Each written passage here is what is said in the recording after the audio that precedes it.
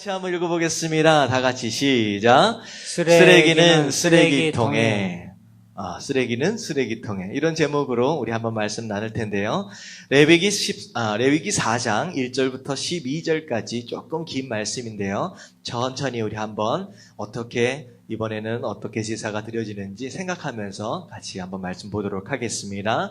1절 읽겠습니다. 여호와께서 모세에게 말씀하여 이르시되 이스라엘 자손에게 말하여 이르라. 누구든지 여호와의 계명 중 하나라도 그릇 범하였으되 만일 기름 부음 받은 제사장이 범죄하여 백성의 허물이 되었으면 그가 범한 죄로 말미암아 흠없는 수송아지로 속죄 제물을 삼아 여호와께 드릴지니 그 수송아지를 회막문 여호와 앞으로 끌어다가 그 수송아지의 머리에 안수하고 그것을 여호와 앞에서 잡을 것이요. 기름 부음을 받은 제사장은 그 수송아지의 피를 가지고 회막에 들어가서 그 제사장이 손가락에 그 피를 찍어 여호와 앞 곧 성소의 휘장 앞에 7번 뿌릴 것이며 제사장은 또 그 피를 여호와 앞 곧 회막 안 향단 뿔들에 바르고 그 송아지의 피 전부를 회막문 앞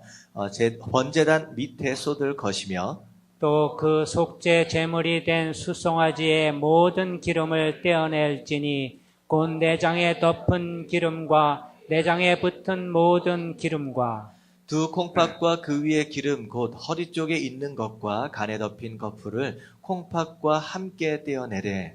화목제 제물의 소액에서 떼어냄같이 할 것이요 제사장은 그것을 번제단 위에서 불사를 것이며 그 수송아지의 가죽과 그 모든 고기와 그것의 머리와 정강이와 내장과 똥 곧 그 수송아지의 전체를 진영 바깥 재 버리는 곳인 정결한 곳으로 가져다가 불로 나무 위에서 사르되 곧 재 버리는 곳에서 불사를 지니라. 아멘. 아멘. 지금까지 우리가 이스라엘의 5대 제사를 쭉 살펴보고 있는데요. 오늘이 몇 번째 날인지 혹시 아세요? 4번째 날입니다. 자, 얼마나 기억하고 있는지 우리 한번 해보겠습니다. 첫 번째가 뭐였죠?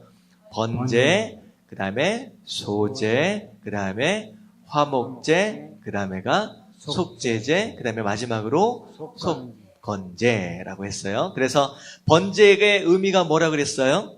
하나님께 드리는 100% 헌신된 삶이다라고 말씀을 드렸습니다. 자, 그리고 곡식으로 드리는 소제는 무엇을 의미합니까?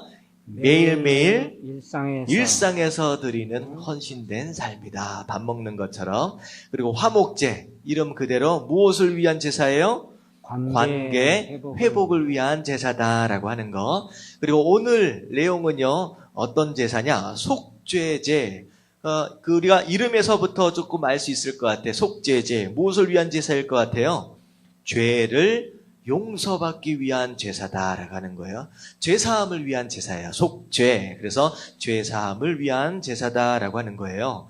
자, 오늘 말씀 들어가기 전에 그렇다라고 한다면 우리가 어떤 죄를 용서받아야 하느냐라고 하는 거. 우리가 어떤 죄를 용서받아야 하느냐. 죄에 대해서는 성경에서 2가지 종류의 죄를 말씀하고 계십니다. 에베소서 2장 1절 말씀 우리 같이 한번 읽어보도록 하겠습니다. 시작. 그는 허물과 죄로 죽었던 너희를 살리셨도다. 우리가 죽었었다는 거예요. 근데 무엇으로 인하여 죽었느냐? 허물과 죄로 인하여 우리가 죽었다가 하나님 누가 살리셨어요? 예수님께서 우리를 살려주셨다라고 하는 내용입니다. 자, 여기서 나오고 있는 허물과 죄가 바로 우리가 용서받아야 할 2가지 죄를 설명하고 있는 내용입니다. 첫 번째 허물이라고 하는 것이 무엇이냐라고 하는 거예요. 허물은 간단하게 얘기하면 어떤 죄냐? 원죄를 의미합니다. 원죄. 다시 말하면 우리가 태어날 때부터 가지고 나는 그런 죄를 의미하는데, 예를 들어 이런 거예요. 사과를 맺는다라고 해서 사과나무가 아니라 오히려 사과나무이기 때문에 뭘 맺는 거예요? 사과를 맺는다는 거예요. 다시 말하면 거꾸로 얘기하면, 비교해서 얘기하면요. 우리가 죄를 짓기 때문에 죄인이 아니라 뭐하기 때문에 죄를 지어요? 우리가 원래 태어날 때부터 죄인으로 태어나기 때문에 죄를 짓는다는 거예요. 죄인이기 때문에 죄를 짓는다. 이게 바로 원죄에 대한 개념입니다. 그래서 이런 거예요. 이게 태어날 때 참 착한 짓은요, 가르쳐줘도 잘 안 돼요. 잘 안 해요. 근데 이상하게 나쁜 짓은요, 가르쳐주지 않아도 정말로 잘해요. 이게 사실 거짓말하는 거 애들한테 가르쳐 주신 적 있으십니까? 없지요. 누가 부모가 거짓말하는 걸 가르쳐 주겠습니까? 근데요, 아이들은요, 태어날 때부터 뭐 해요? 조금만 잘하면요, 이상하게 거짓말을 잘해요. 이게 다 보면요, 이게 가르쳐 주지 않아도요, 도둑질 같은 거요, 남의 거 이렇게 슬쩍 들고 오는 거예요. 이거 가르쳐 주지 않았습니다. 근데요, 이상하게 애들이 좀 크다 보면요, 모르고도 하겠지만 이게 가지고 와요. 그럼 한 번은요, 욕심 부리는 거 혹시 가르쳐 주신 적 있으세요?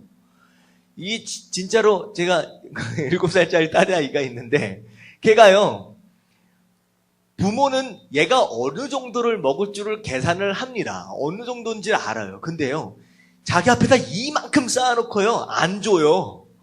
이거 다 먹겠다는 거예요. 근데 나중에 한 반도 못 먹고 나서요, 뭐라 그래요? 너 다 못 먹으면 너 혼나 그랬는데 나중에 반 정도 먹고 나서 배부르니까 엄마 아빠 먹을래? 하면서 이렇게 그때서 나눠주는 거예요. 참 먹을 거 욕심은 이게 저를 닮아서 그런지 모르겠는데, 이게 욕심 부리고 거짓말하고 도둑질하는 건 가르쳐주지도 않았는데도 그렇게 잘해요. 근데 착한 짓은요, 아무리 가르쳐줘도 이상하게 잘 안 해요. 원래 태어날 때부터 뭐로 태어났기 때문에 그래요? 그냥 죄인으로 태어났기 때문에 가르쳐주지도 않아도 나쁜 짓은 그렇게 잘하는 거예요. 그래서 성경에서는 뭐라고 얘기하느냐? 창세기 8장 21절 하반절 말씀만 같이 한번 읽어볼게요. 시작. 이는 사람의 마음에 계획하는 바가 어려서부터 악하다. 그냥 성경은 간단하게 단호하게 얘기하고 있습니다. 애기다, 그냥 갓난쟁이다 라고 해서 이쁘네, 천사 같네, 아니라는 거예요. 그냥 날 때부터 생각하는 것 자체가 뭐하다는 거예요? 그냥 악하대요. 여러분들 교육을 시켜야 되는 줄로 믿습니다. 가르쳐주지 않으면요, 그냥 못된 짓, 악한 모습으로 그냥 그대로 성장한다라고 하는 거예요. 그래서 성선설, 성악설, 어느 게 맞아요? 날 때부터 착합니까? 날 때부터 나쁩니까? 날 때부터 나쁜 놈이 난다. 나쁘게 난다라고 하는 거예요. 자, 이게 원죄입니다. 우리가 죄를 막 지어서 죄인이 아니라 일단 태어나는 순간서부터 죄인이기 때문에 뭘 해도 나쁜 생각이 되고요. 뭘 해도 자꾸 나쁜 말이 나오고요. 뭘 해도 나쁜 행동이 나오는 거. 이게 하나님 앞에서 어떻게 돼야 돼요? 용서함을 받아야 한다라고 하는 거예요. 여러분들, 이것은 우리가 어떻게 할 수가 없어요. 어떻게 하겠어요? 날 때부터 이렇게 났는데. 여러분들, 겸손한 마음으로 하나님 은혜 가운데 나아가서 용서받으시길 주님의 이름으로 축원합니다. 아멘. 이게 첫 번째 죄, 허물에 대한 거예요. 허물, 원죄에 대한 겁니다. 그리고 그 다음에 나오는 죄는 무슨 죄냐? 이게 바로 우리가 또다시 용서받아야 할 자범죄입니다. 자범죄. 자범죄가 무슨 뜻이에요? 내가 지은 거예요. 그러니까 사과 나무이기 때문에 죄를 지은 게 아니라 사과를 자꾸 맺으니까 사과나무가 되는 거예요. 자꾸 죄를 지으니까 점점 우리가 더 악한 죄인이 되어간다라고 하는 거예요. 하루에도 수십 번을 우리가 죄를 짓고 삽니다. 별로 아닌 것처럼 생각되는 것 같지만요, 하루에도 수십 번 죄를 짓고 생각하면서 또 말하면서 행동하면서 죄를 짓고 산다라고 하는 거예요. 우리가 짓고 사는 이런 죄에 대한 것까지도 우리가 용서받아야 한다라고 하는 거, 이게 바로 속죄죄를 통하여 가능하다라고 하는 것입니다. 그래서 오늘은 이 죄 용서받는다라고 하는 이 속죄죄에 대해서 조금 더 자세하게 좀 살펴보도록 하겠습니다. 자, 1절 말씀 우리 같이 한번 읽어볼게요. 시작. 여호와께서 모세에게 말씀하여 이르시되 이스라엘 자손에게 말하여 이르라 라고 하는 거예요. 자, 하나님께서 번제에 대해서 쭉 설명하셨어요. 소제에 대해서 쭉 설명하셨어요. 화목제까지를 쭉 설명하시는데 중간에 쉼표가 없이 내리쇠수로 그냥 3개를 쫙 설명을 해 가십니다. 그러고 나서 갑자기 네 번째의 속죄제에서는 다시 한번 숨을 고르시는 거예요. 그리고 나서 모세를 다시 부르십니다. 그리고 나서 자, 모세야, 백성들에게 이걸 똑바로 알려줘라 라고 얘기를 다시 한번 하는 거예요. 그 얘기는 속죄제가 어떻다라는 거 하는 겁니까? 그게 매우 중요하다라고 하는 거예요. 중요하다. 자, 그리고 나서 2절 하반절을 보니까 뭐라고 얘기하시냐? 누구든지 여호와의 계명 중 하나라도 그를 범하였으되. 자, 이게 무슨 얘기냐? 여호와의 율법, 간단하게 얘기하면 10계명이 있을 수 있어요. 여러 가지 계명들이 있을 수 있는데 다 지키다가 무엇 하나라도 빼먹으면 죄를 지은 것이 아니다, 기다? 기다라는 거예요. 다시 말하면 100개가 있건 100개를 지켰던 1000개를 지켰던 상관이 없이 그 중에 하나라도 어기면 그냥 죄인이다라는 거예요. 다시 말하면 여기에서 자유할 수 있는 사람이 있어요, 없어요? 없어요. 그래서 사실은 율법하면 10계명을 생각하게 되는데 이 10계명을 구체적으로 어떻게 지킬 것이냐라고 하는 행동 강령들이 성경에 나와 있어요. 그게 몇 가지냐? 613가지예요. 613. 이런 것들은 이렇게 적어 놓으시면 좋습니다. 613가지요. 몇 개요? 613가지의 행동 강령들이 있어요. 613가지 중에 365가지는 해서는 안 되는 거예요. 해서는 안 되는 거예요. 그리고 자, 나머지 숫자가 뭘까요? 248개는 해야 하는 겁니다.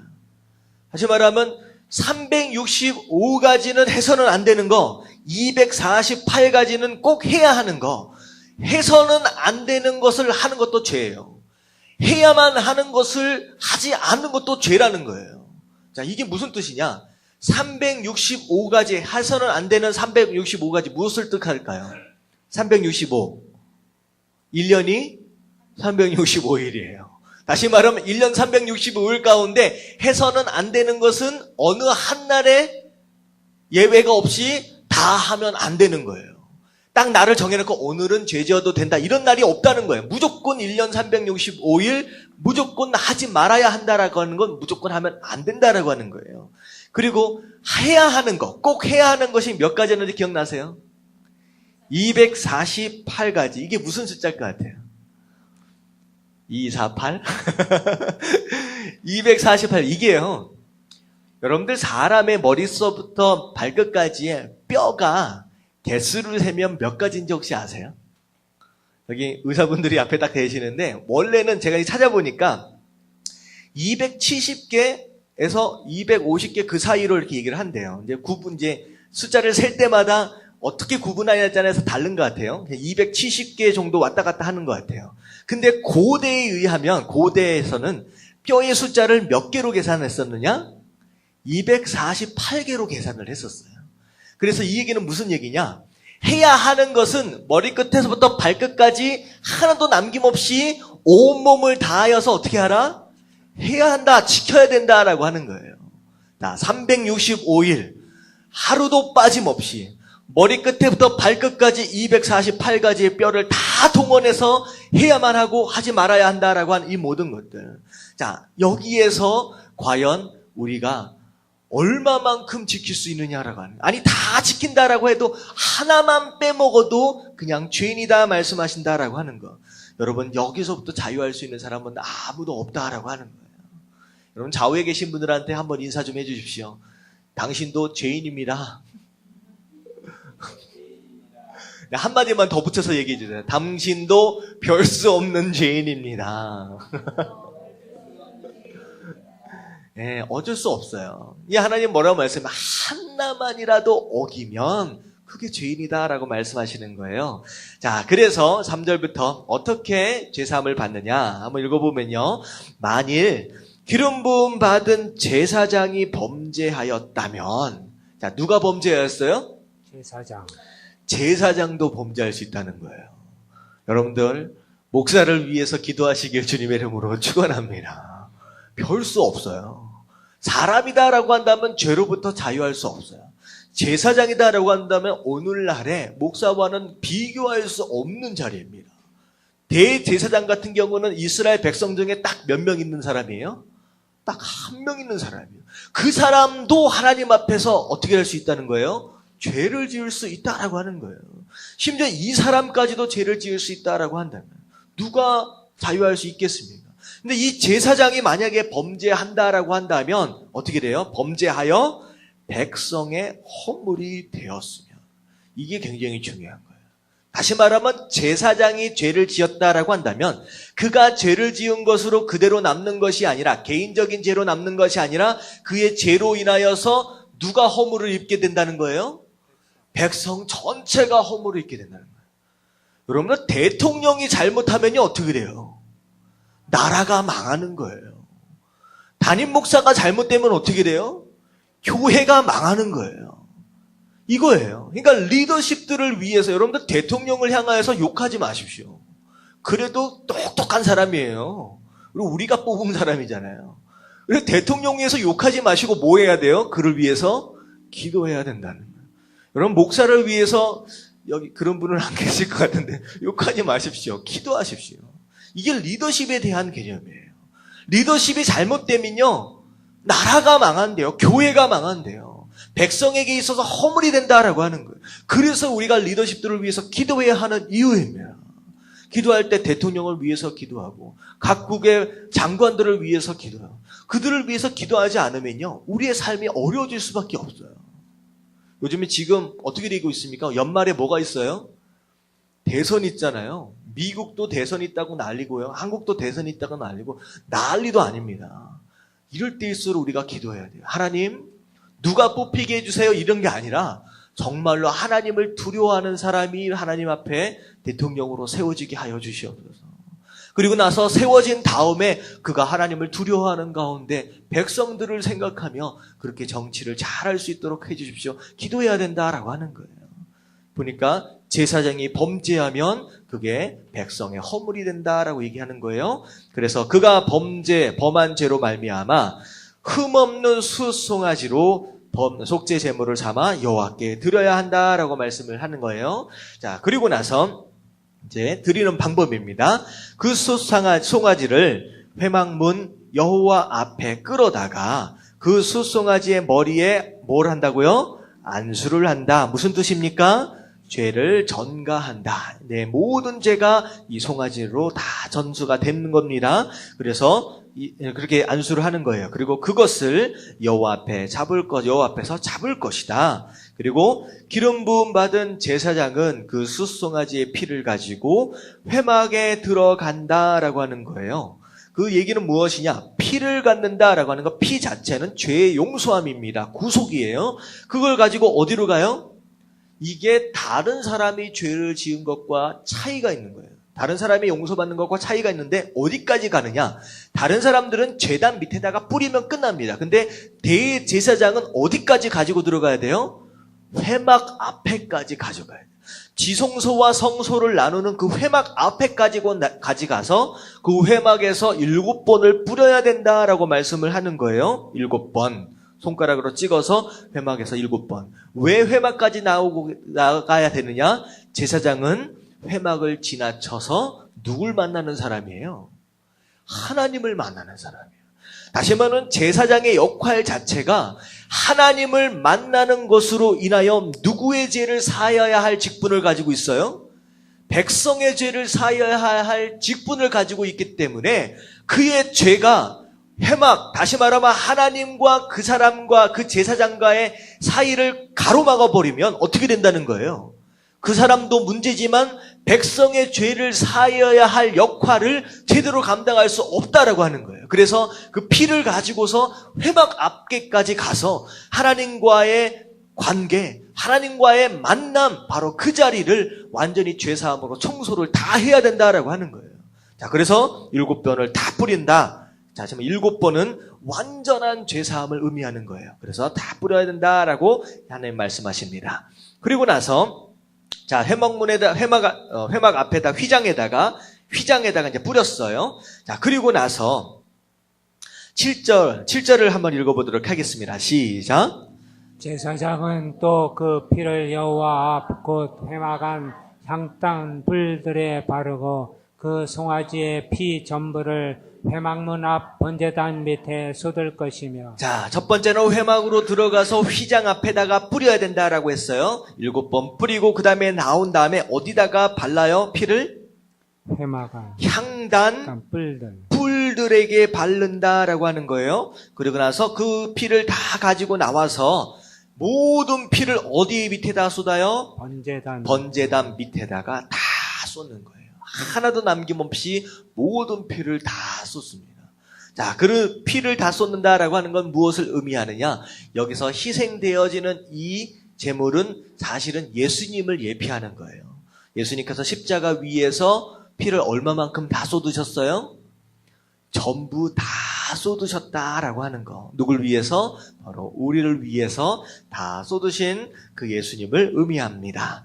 자, 그리고 나서 피는 제단 밑에다가 다 쏟았습니다. 자, 8절을 보면 또 그 속죄 제물이 된 숫송아지의 모든 기름을 떼어내는데, 자, 곧 내장에 덮인 기름과 내장에 붙은 모든 기름과 두 콩팥과 그 위에 기름 곧 허리 쪽에 있는 것과 간에 덮인 거풀을 콩팥과 함께 떼어낼 것이다. 기름과 콩팥들을 전부 다 떼어내서 자, 어떻게 해야 되느냐? 10절 읽어보겠습니다. 시작. 화목제 제물의 소에게서 떼어냄같이 할 것이요 제사장은 그것을 번제단 위에서 불사를 것이며. 자, 화목제를 드렸던 것처럼 전부 다 떼어내가지고 그걸 어떻게 해야 돼요?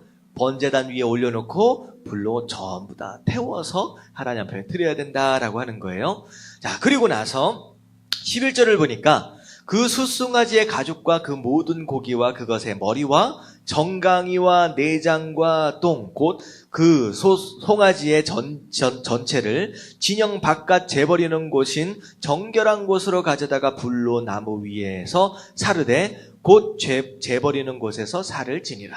자, 나머지 피는 다 쏟았어요. 그리고 안에 있는 기름과 전부 다 이런 것들을 다 꺼집어내가지고 어디서? 제단 위에서 다 태웠습니다. 그리고 나머지 것들, 전부 다 나머지 것들, 내장까지 다 나머진 것들은 어디로 가져가야 됩니까? 진영 바깥으로. 다시 말하면 회막 바깥 정도가 아니라 이스라엘 백성들이 모여서 살고 있는 그 진영 완전히 바깥까지 가지고 나가라는 거예요. 그리고 나서 거기에서 그 남은 것들을 다 태워서 드려야 한다라고 하나님 말씀하고 계십니다. 자, 진영 바깥으로 나가서 나머지를 태워야 한다라고 하는 것은 무엇을 의미하느냐? 예수님께서 예루살렘 성전 안에서 돌아가시지 않고 어디서 돌아가셨어요? 영문 밖에서 돌아가셨다라고 하는, 바로 그것을 의미합니다. 그래서 히브리서 13장 11절부터 12절까지 같이 한번 읽어보면요. 시작. 이는 죄를 위한 짐승의 피는 대제사장이 가지고 성소에 들어가고 그 육체는 영문 밖에서 불사름이라. 그러므로 예수도 자기 피로써 백성을 거룩하게 하려고 성문 밖에서 고난을 받으셨느니라. 자, 성문 밖으로 나가셔서 영문 밖에서 십자가에 못 박혀 돌아가셨다라고 하는 그 예수님의 모습을 의미합니다. 자, 오늘 말씀 쭉 살펴봤는데요. 우리가 첫 번째 생각할 수 있는 내용이 무엇이냐? 우리 모두가 다 뭐라는 거예요? 첫 번째, 우리 모두가 다 죄인이다라고 하는 거예요.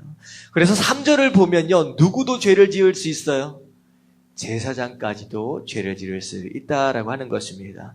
심지어는 13절에 보면 만일 이스라엘 온 회중이 여호와의 계명 중에 하나라도 어긴다면, 다시 말하면 누가 또 어길 수 있어요? 제사장뿐만 아니라 이스라엘의 모든 회중, 나라 사람들이 다 죄를 지을 수 있다라고 하는 거예요. 예를 들어 이런 거예요. 이스라엘 백성들이 가나안 땅 앞에서 갑자기 가나안 땅 안에 사는 사람들이 막 장대하고 키도 크고 막 힘도 세고 그러니까 어떻게 해요? 단체로 다 달려들어서 모세를 막 협박하고, 왜 우리를 여기까지 끌어내가지고 우리를 죽게끔 하느냐라고 이스라엘 전체가 모세를 대항했던 것처럼 이스라엘 전체가 한꺼번에 같이 죄를 지을 수도 있다라고 하는 거예요. 그리고 22절을 보니까 만일 족장이 그의 하나님 여호와의 계명 중 하나라도 부지 중에 범하여, 누구도 죄를 지을 수 있어요? 족장, 다시 말하면 중간 리더십들 또한 하나님 앞에서 죄를 지을 수 있다라고 하는 거예요. 이것은 지금 누굴 의미하느냐? 장로들도, 안수집사도, 권사도, 직책을 맡은 사람들. 이 사람들 또한 하나님 앞에서 죄를 지을 수 있다라고 하는 거. 자, 27절을 보면 만일 평민의 한 사람이 여호와의 계명 중에 하나라도 어긴다면, 자, 누구도 평민까지. 다시 한번 처음부터 제사장과 회중과 족장과 평민까지 누구도 다 죄를 지을 수 있다라고 하는 거. 그래서 로마서 3장 23절에 뭐라고 말씀하시냐? 시작. 모든 사람이 죄를 범하였음에 하나님의 영광에 이르지 못하였더니 누구도 죄로부터 자유할 수 있는 사람이 없다라고 하는 거예요. 자, 그래서 우리가 어떻게 해야 하느냐? 난 죄인이니까, 나는 죄인이니까 우울하게 살아야 한다. 뭐 이런 내용이 아니에요. 어떤 내용이냐? 내가 충분히 죄를 지을 수 있는 죄인이다라고 하는 걸 인정하며 살아야 한다는 거예요. 인정하며 산다라고 하는 것이 굉장히 중요한데요. 만약에 이런 거예요. 우리가 살다 보면요, 이런 사람들 많이 만나요. 뉴스나 뭐 이런 TV 같은 데 이렇게 TV 특종 뭐 이런 데 보면요. TV 같은 걸 이렇게 보면요. 어떤 사람들이 있냐면, 와, 어떻게 저렇게 나쁜 사람이 있을까? 정말로 사람의 탈을 쓰고 어떻게 저런 짓을 할 수 있을까? 정말로 파렴치한들 있잖아요. 저건 사람이 아니다라고 생각할 정도로 진짜 나쁜 사람들이 TV에 가끔가다 나옵니다. 요즘에는 무슨 TV에 무슨 아동 성범죄 뭐 이런 거 해가지고 정말 이상해졌어요, 한국이. 그리고 왜 이런 일들이 일어나는지, 어떻게 저 사람은 도대체 어떻게 생겨 먹었길래 얼굴도 잘 안 보여주잖아요. 막 모자 쓰고 막 뭐 이렇게 해서 어떻게 생겼길래 어떻게 저런 짓을 하지? 막 이런 사람들 상당히 많습니다. 심지어는 어떤 경우도 있었냐면요. 그렇잖아요. 뭐 지하철 같은 데 보면요. 조그만 중학교 애들, 고등학교 애들이요. 어른들 향해서 막말을 막 해대는데, 요즘 동영상 많이 올라오잖아요. 와, 애들이 어떻게 저럴 수 있을까?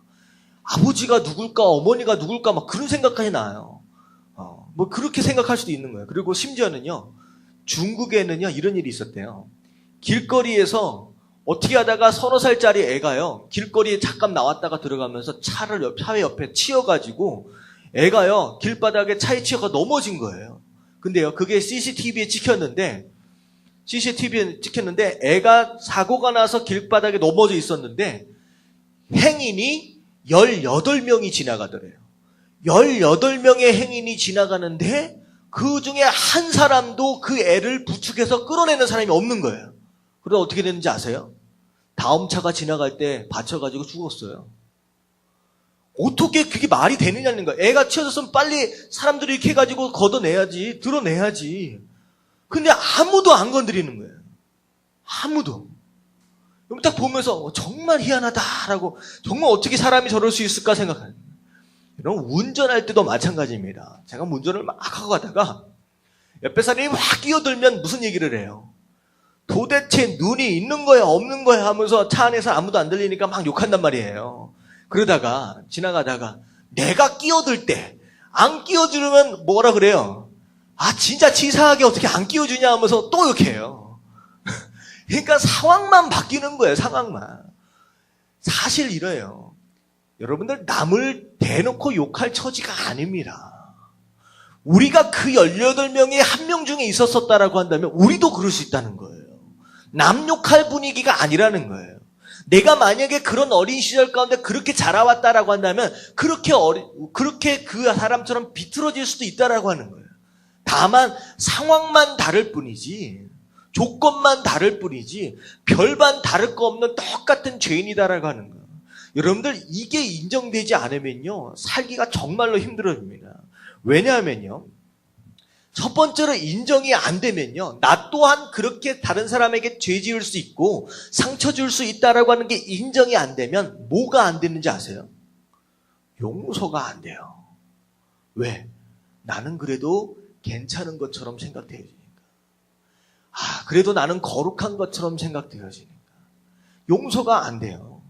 그래가지고 사람들을 향하여서 막 뭐 자기한테 조금만 그러면 막 화를 막 내고 격분하고서 나는 절대로 용서하지 못한다, 막 그런 사람들 얼마나 많은지 모릅니다. 심지어는요, 얼마나 많은 사람들이 부모님한테 이렇게 맺혀 있는 게 많은지 몰라요. 어떻게 보면요, 부모님들은요, 제가 낳아서 키워보니까 이게 장난이 아니에요. 누가 부모님 그러더라고요. 어른들이 그러더라고요. 나누면 알아서 다 큰대요. 완전 속았어요. 나누니까요, 개인적인 삶이 다 없어집니다. 오로지 이 애밖에 집중을 못해요.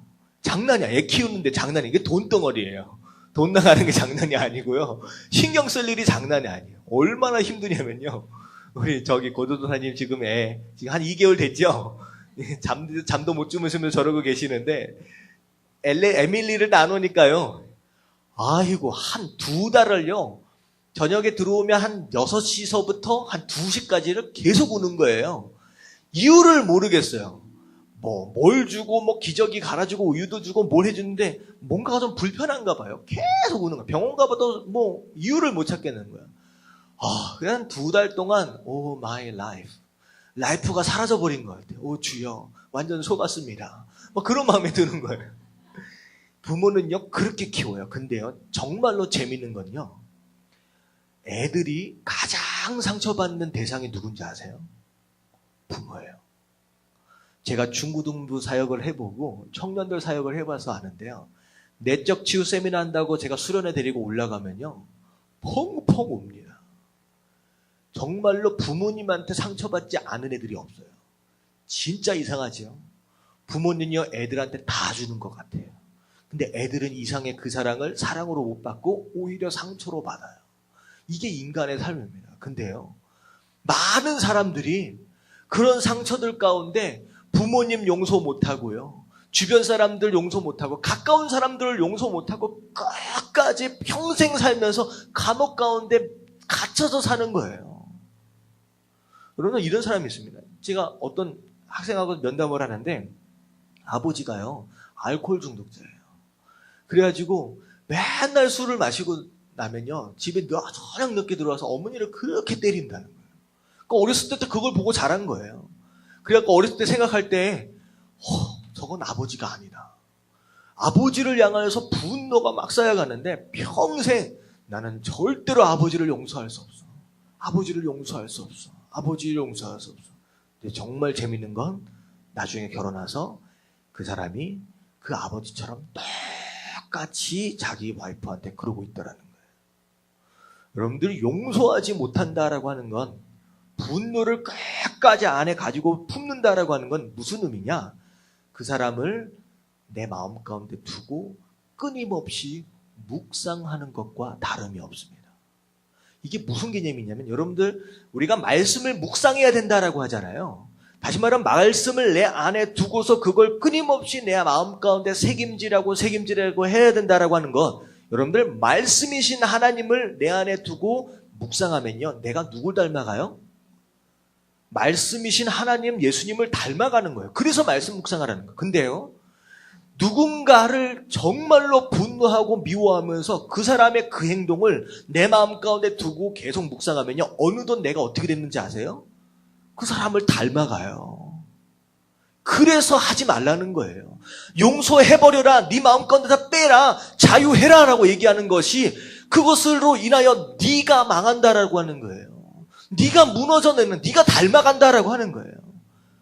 그래서 그게 잘못된 저주가 계속 대물림되고 있는 이유가 그거예요. 아버지의 잘못된 거, 어머니의 잘못된 것이 끊임없이 대를 물고서 계속 이어져 내려가는 이유가, 그걸 용서하지 못하고 그걸 풀어보지 못하고 계속 묵상하고 있으니까 그렇게 된다라고 하는 거예요. 여러분들, 용서하는 거 누굴 위해서 용서하라는 거예요? 나를 위해서 용서하라는 거예요. 여러분, 용서하시길 주님의 이름으로 축원합니다. 용서하면요, 내가 자유예요. 내가 자유예요. 감옥 안에서 나와야 된다라고 하는 거예요. 어떤 집사님이요, 신앙생활을 그렇게 오랫동안 하는데 얼굴이요 시꺼매요. 맨날 인상 쓰고 다녀요.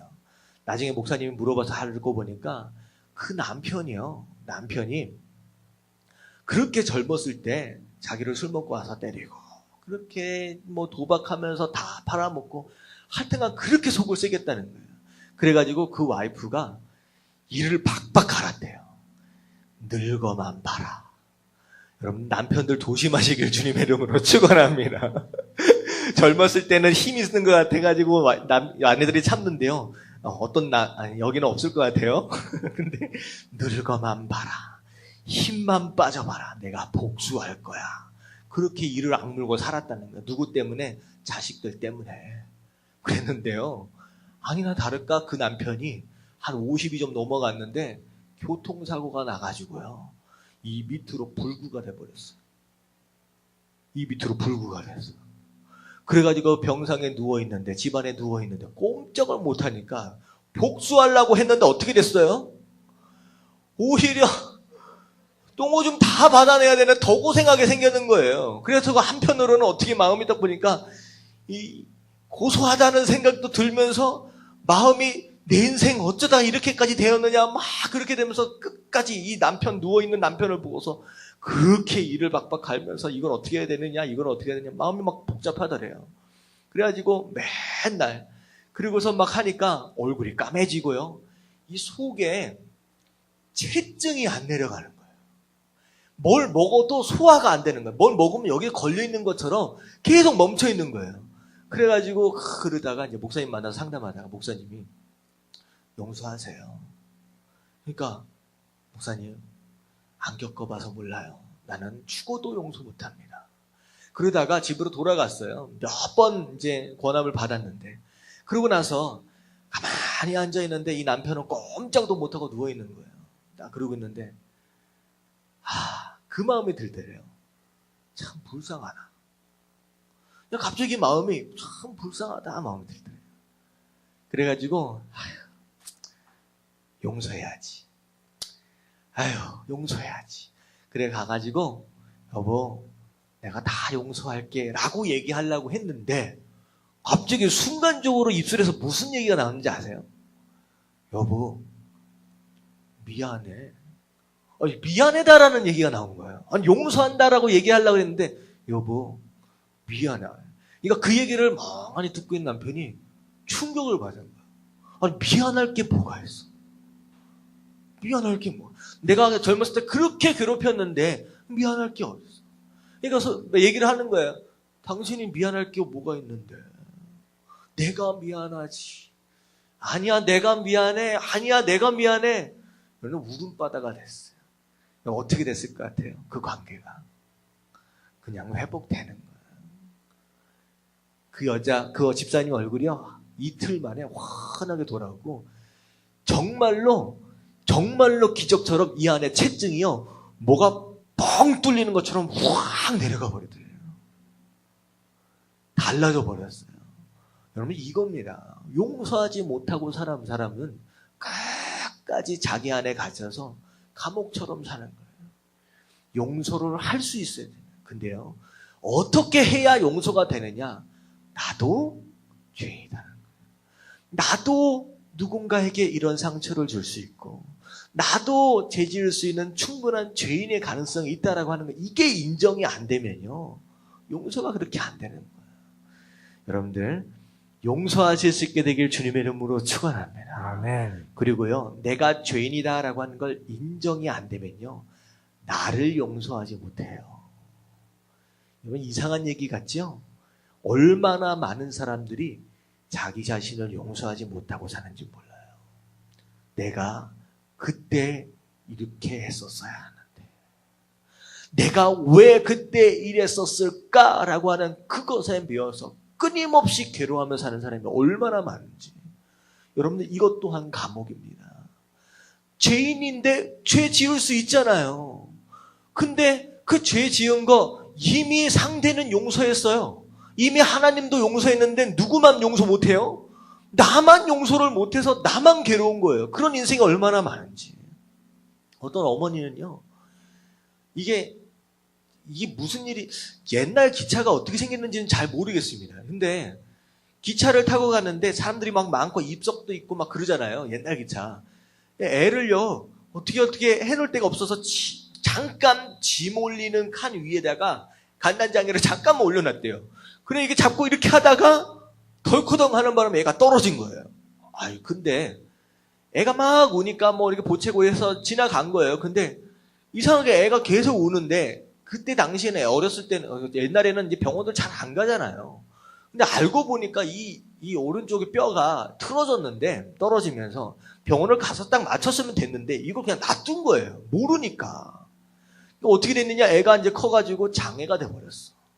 그러니까 엄마는 이 애를 볼 때 여자애예요 또. 여자애 보니까 쩔뚝쩔뚝 이상하게 조금씩 걸어요.